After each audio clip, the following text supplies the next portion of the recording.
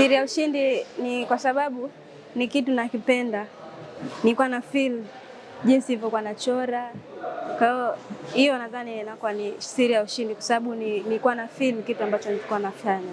Kwanza kutokana na theme ya picha yenyewe inasema waves of friendship.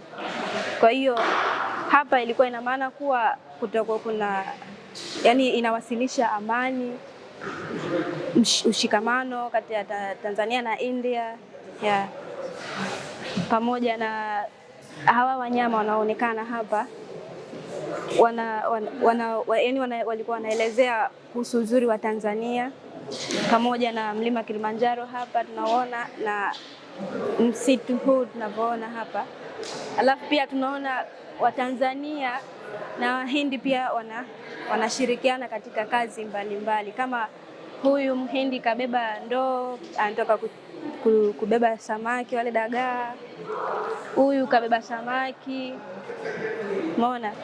Huyu anaonekana huyu na huyu ni mtu na mtu wake wanandoa hawa.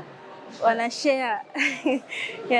Kwa hiyo tunaona jinsi ambavyo Wahindi pamoja na Waafrika wanavyokuwa wanaconnect, wanashare vitu mbalimbali.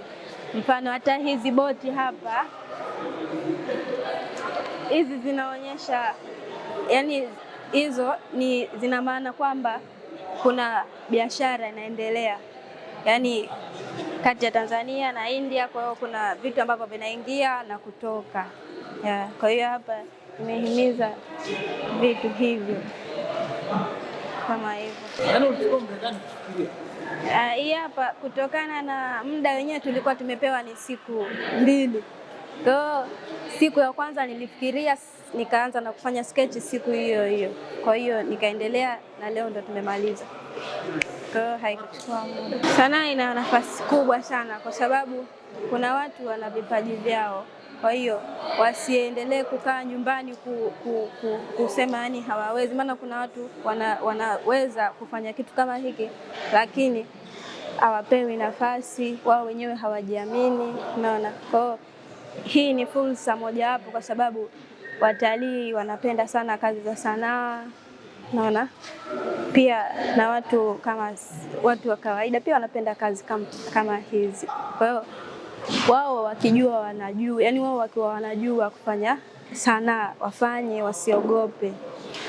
Wasiogope. Na wazazi wasiwabanie kwa sababu mtu kuonekana unachora nyumbani unaambiwa usomi. Kwa hiyo kushambuliwa limewahi kushambuliwa lakini sikukata tamaa. Niliendelea hivyo kupambana na kitu ambacho nakipenda. Kwa hiyo sikukata tamaa na wao na washauri wasikate tamaa, waendelee, ipo siku watawaelewa. Mimi wamenielewa kwa sasa hivi. Kwa hiyo wasikate tamaa. Sanaa ni pesa. Asante.